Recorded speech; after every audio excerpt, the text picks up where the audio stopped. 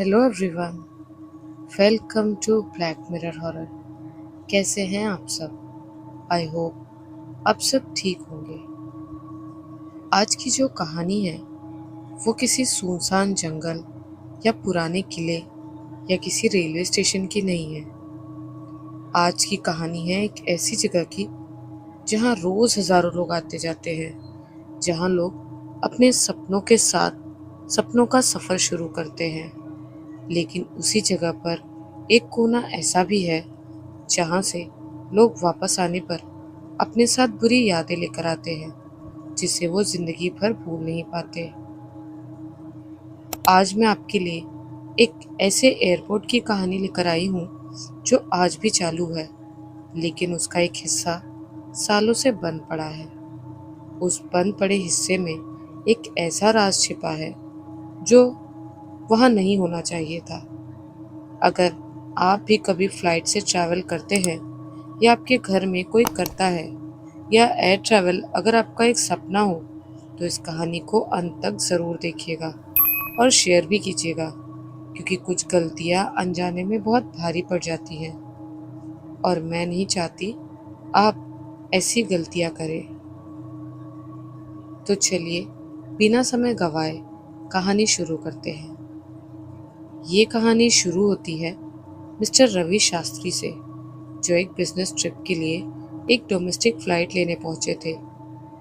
Airport का नाम मैं यहाँ नहीं बताऊंगी, लेकिन इतना ज़रूर कहूंगी कि ये एयरपोर्ट भारत के एक पुराने शहर में बना हुआ है और इसका एक टर्मिनल काफ़ी सालों से बंद पड़ा है।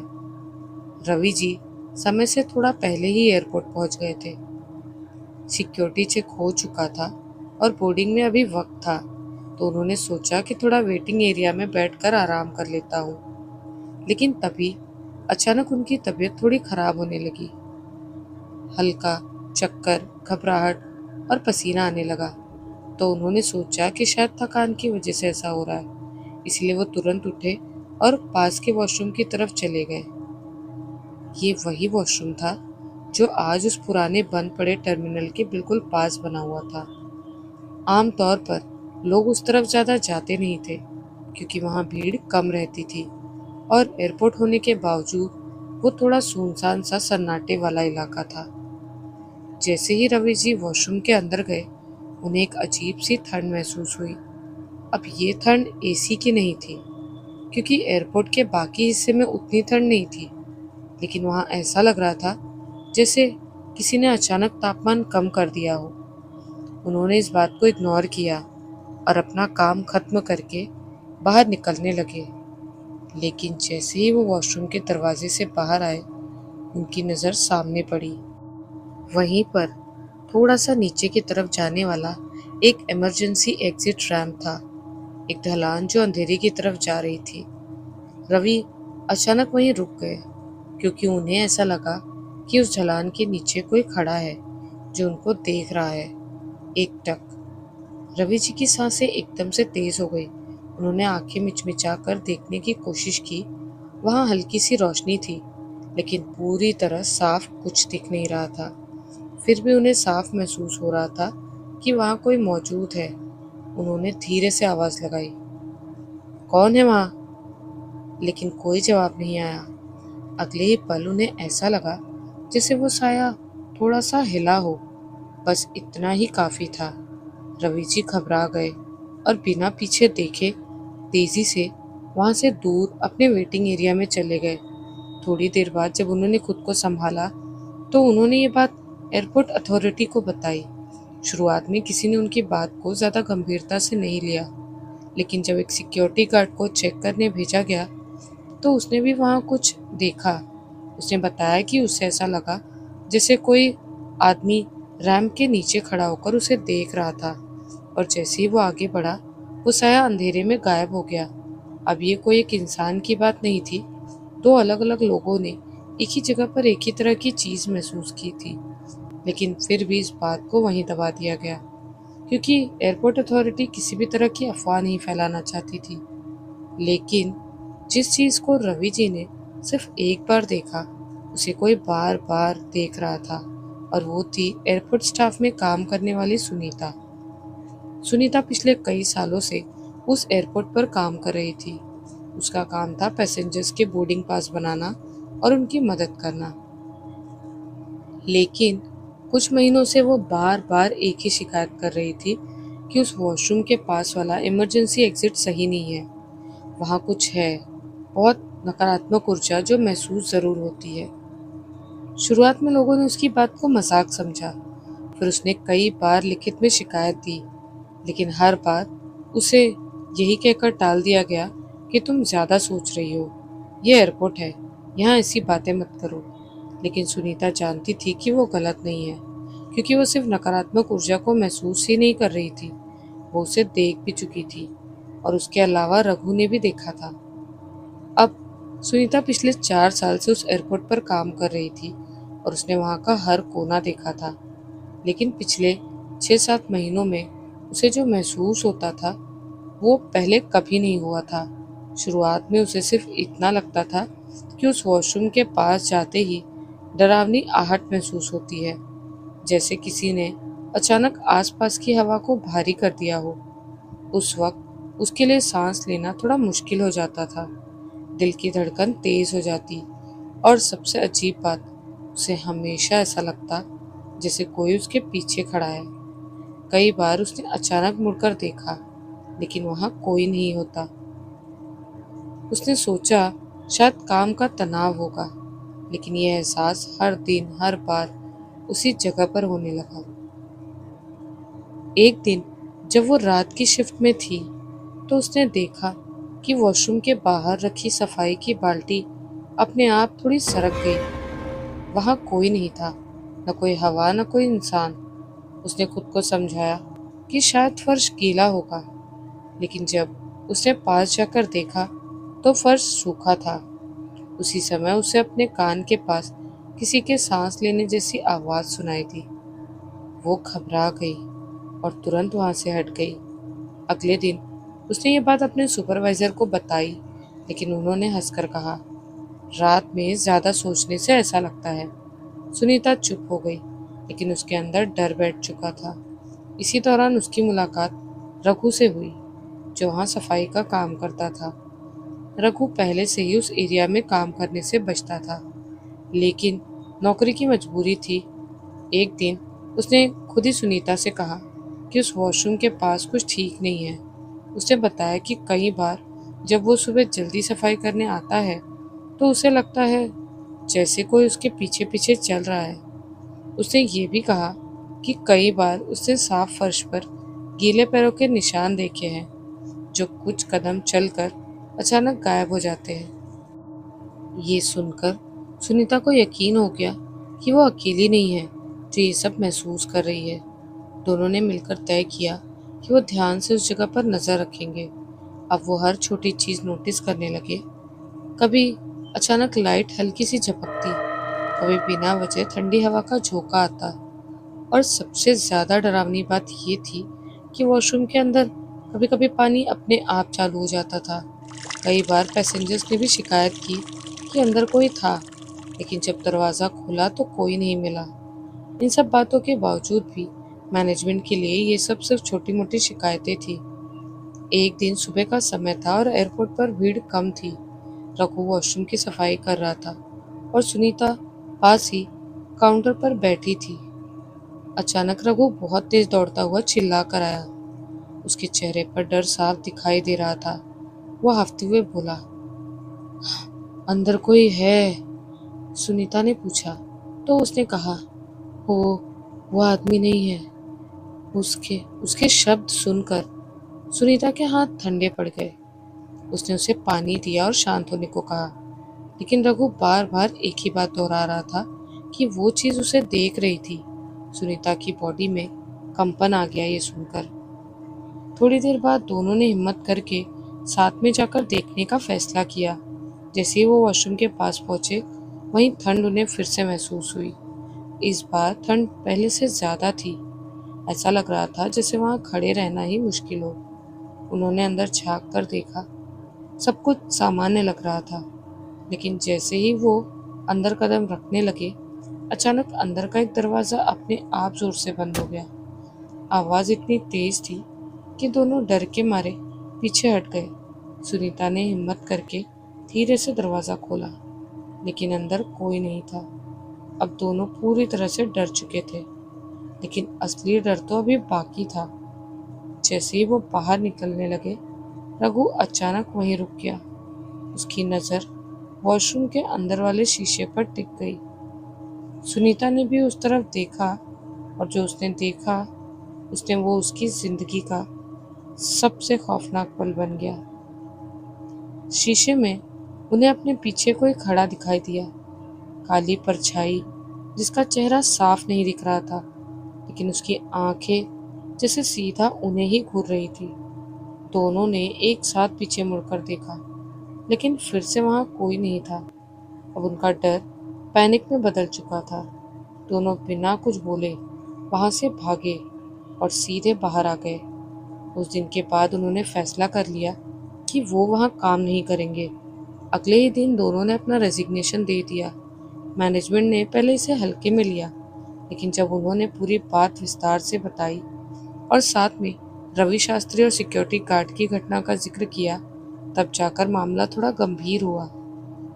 अब एयरपोर्ट अथॉरिटी ने उस जगह की जांच कराने का फैसला किया, लेकिन असली समस्या अब शुरू हुई थी, क्योंकि जिस चीज़ को अब तक नज़रअंदाज किया जा रहा था, अब वो खुद को नज़रअंदाज होने नहीं देना चाहती थी।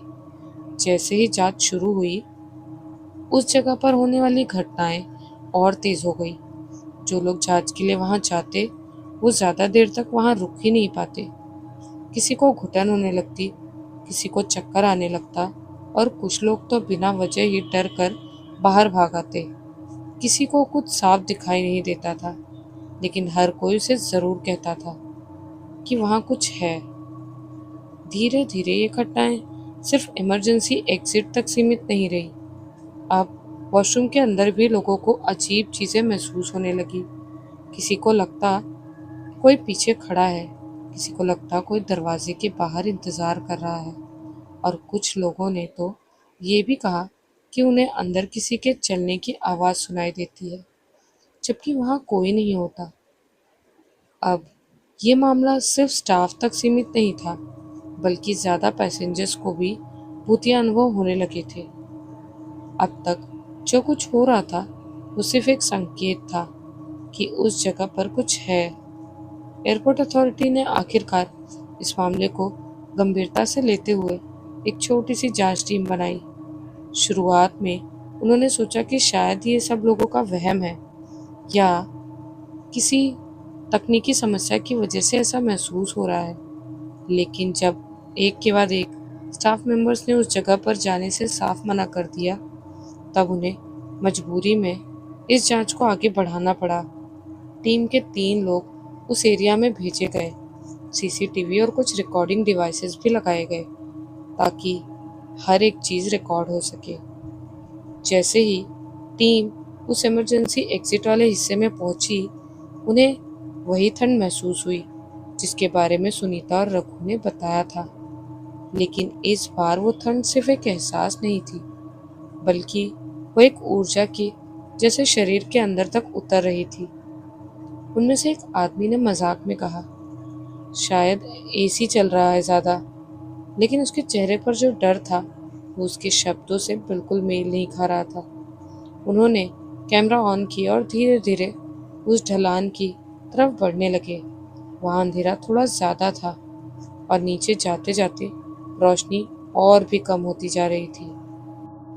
जैसे ही वो ढलान के बीच में पहुंचे, अचानक उनके कैमरों में हल्की सी गड़बड़ी होने लगी।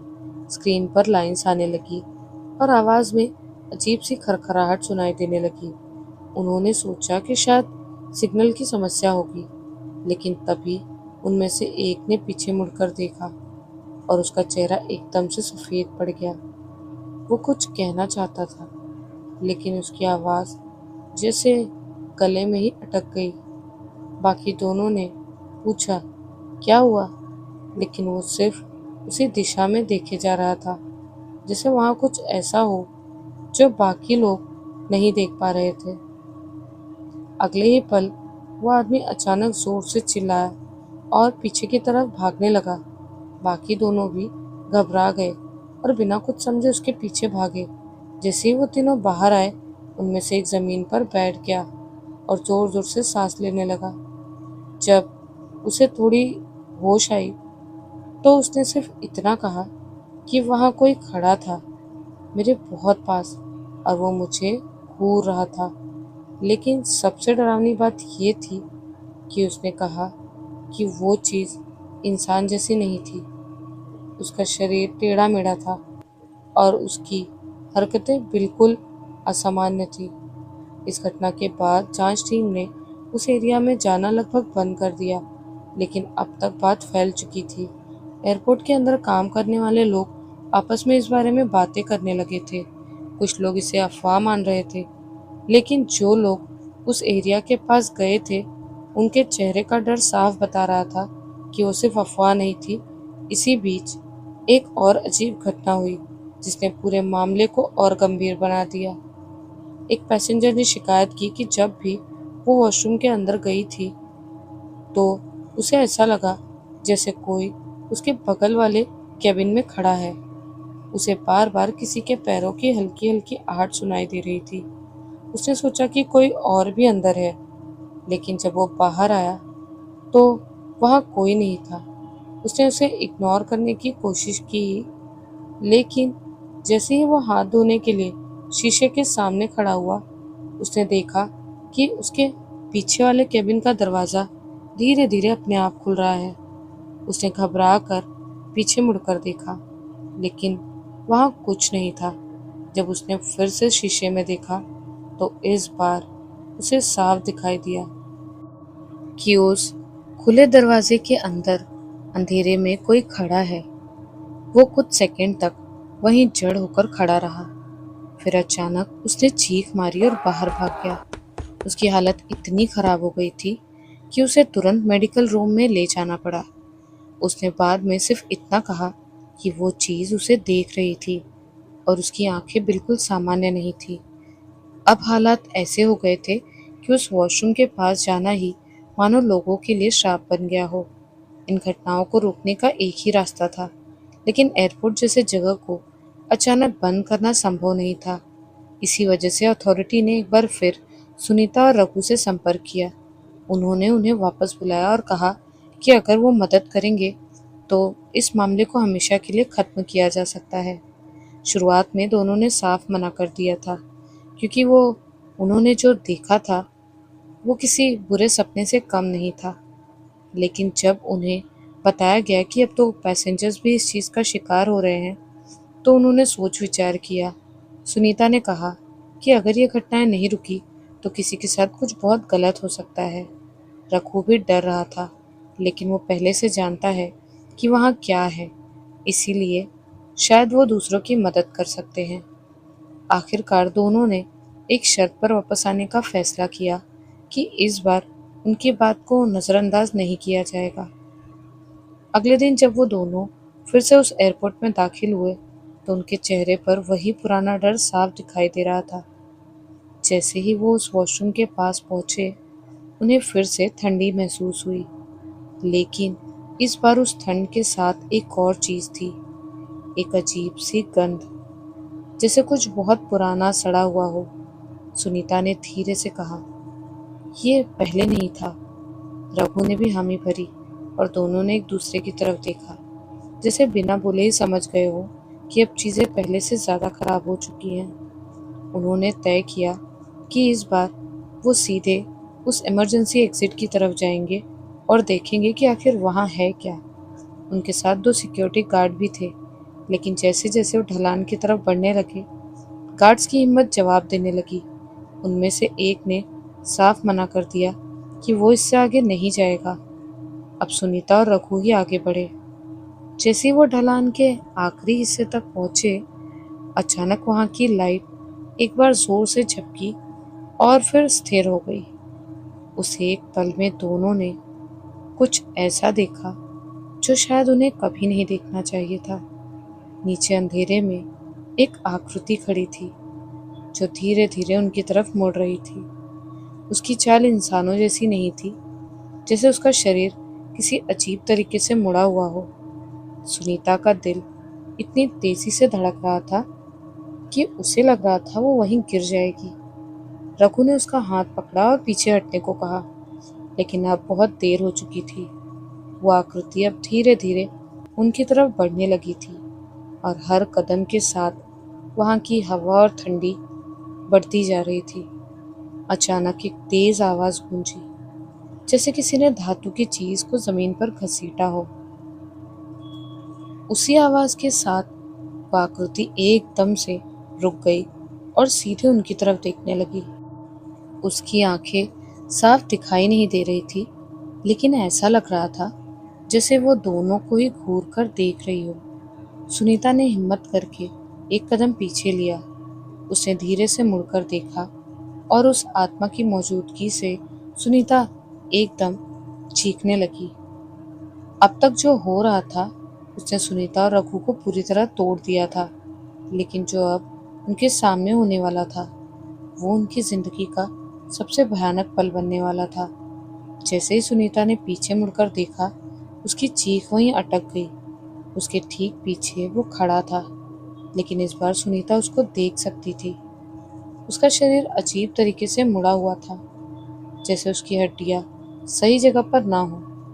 उसके हाथ बहुत लंबे थे और उंगलियां पतली टेढ़ी मेढ़ी, और जैसे किसी ने उन्हें जबरदस्ती खींचकर लंबा कर दिया हो।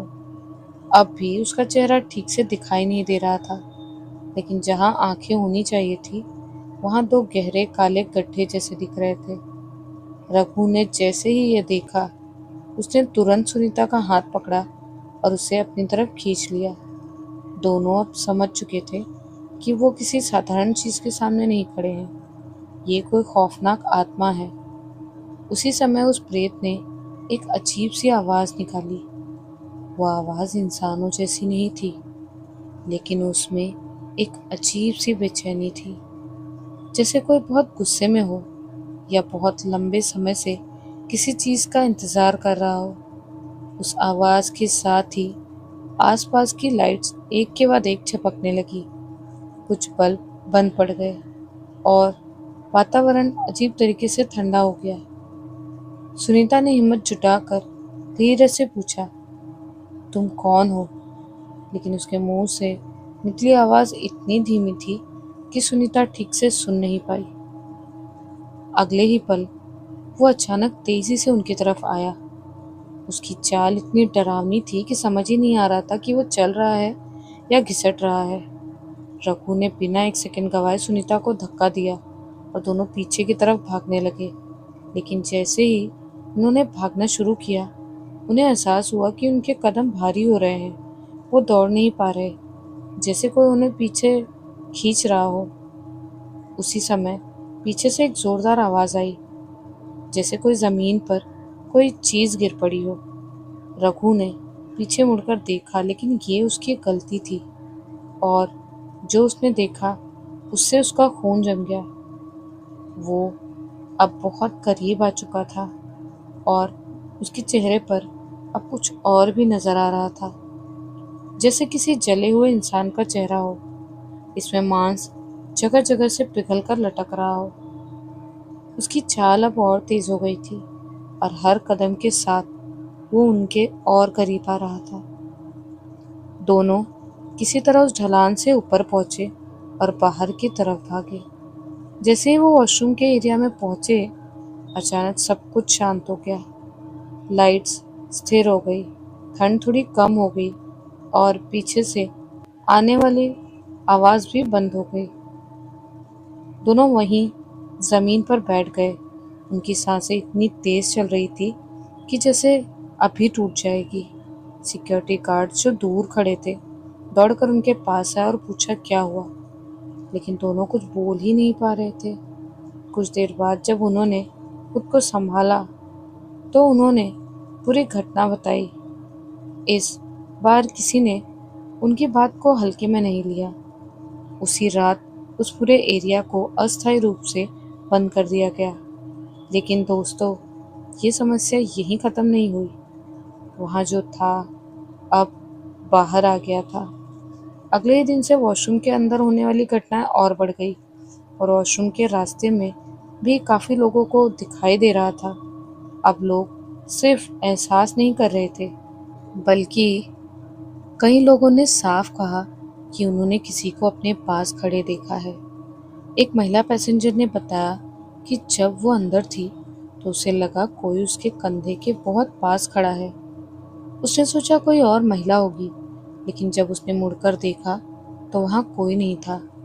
जैसे ही वो बाहर निकलने लगी, उसे अपने कान के पास किसी की आवाज़ सुनाई दी। अब एयरपोर्ट अथॉरिटी पूरी तरह डर चुकी थी। उन्होंने फैसला किया कि इस मामले को किसी साधारण तरीके से नहीं सुलझाया जा सकता। उन्होंने एक अनुभवी तांत्रिक को बुलाया जो ऐसी चीज़ों से लोगों को बचा रहा था। सुनीता और रघु दोनों ने इस पूरी घटना को उसको बताया। अगली रात एयरपोर्ट का वो हिस्सा पूरी तरह खाली कर दिया गया। तांत्रिक, सुनीता, रघु और कुछ गिने चुने लोग उस जगह पर पहुंचे। तांत्रिक ने वहां पहुंचते ही कहा, ये शक्ति कोई सामान्य आत्मा नहीं है।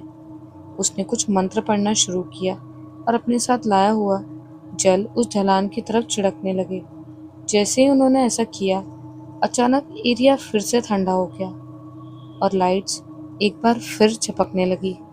अचानक ढलान के नीचे से उसकी आवाज़ गूंजी, जो सुनीता और रघु ने पहले सुनी थी। इस बार वो और भी तेज और गुस्से से भरा हुआ था।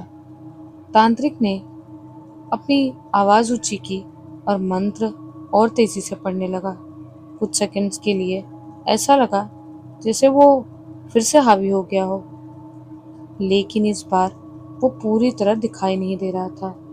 बस एक काला धुंधला सा साया सामने आया जो इधर उधर तेजी से घूम रहा था। करीब आधे घंटे तक ये सब चलता रहा और फिर अचानक सब कुछ शांत हो गया। वातावरण शांत होने लगा, ठंड कम हो गई, लाइट्स स्थिर हो गई और भारीपन भी खत्म होने लगा। तांत्रिक ने कहा कि अभी के लिए उसकी शक्तियाँ कमज़ोर हो गई है, लेकिन वो यहीं पर है। उसने चेतावनी दी कि अगर उस जगह के साथ फिर से छेड़छाड़ की गई या फिर उसे किसी ने फिर से खोला तो हालात और भी खतरनाक हो सकते हैं। उसके बाद उस इमरजेंसी एग्जिट को हमेशा के लिए बंद कर दिया गया। एयरपोर्ट अथॉरिटी ने नया एग्जिट बना दिया। वॉशरूम का वो हिस्सा भी सीमित कर दिया गया और वहाँ पर आम लोगों का जानना या आना लगभग रोक दिया गया। सुनीता और रघु ने दोबारा उस जगह पर काम करने से साफ मना कर दिया, पूरी तरह से नौकरी छोड़ दी। सुनीता ने ही हमें ये कहानी भेजी थी। आज भी उस एयरपोर्ट के स्टाफ में कुछ लोग ऐसे हैं जो कहते हैं कि देर रात जब वहाँ सन्नाटा होता है तो उस बंद हिस्से के पास से कभी कभी हल्की आवाज़ें आती हैं, जैसे कोई चल रहा हो या किसी चीज़ को घसीटा जा रहा हो। और सबसे डरावनी बात, कई बार वॉशरूम के शीशे में लोगों को अपने पीछे एक काली परछाई नजर आती है जो मुड़ते ही गायब हो जाती है। सुनीता ने एयरपोर्ट का नाम नहीं बताया क्योंकि अभी भी वो ऑपरेशनल है और लोगों में डर का माहौल बन जाता ऐसा करने से। आपको ये कहानी कैसी लगी हमें कमेंट्स में ज़रूर बताइएगा। अगर आप भी कभी किसी ऐसी जगह पर जाएं जहां आपको कुछ अजीब महसूस हो तो उसे नज़रअंदाज मत कीजिएगा, क्योंकि कुछ चीज़ें ऐसी होती हैं जिन्हें हम समझ नहीं पाते, लेकिन वो हमें नुकसान पहुंचा सकती है। तो आपको ये कहानी कैसी लगी हमें कमेंट्स में ज़रूर बताइएगा। मिलती हूँ एक नए वीडियो में, तब तक के लिए बाय एंड टेक केयर।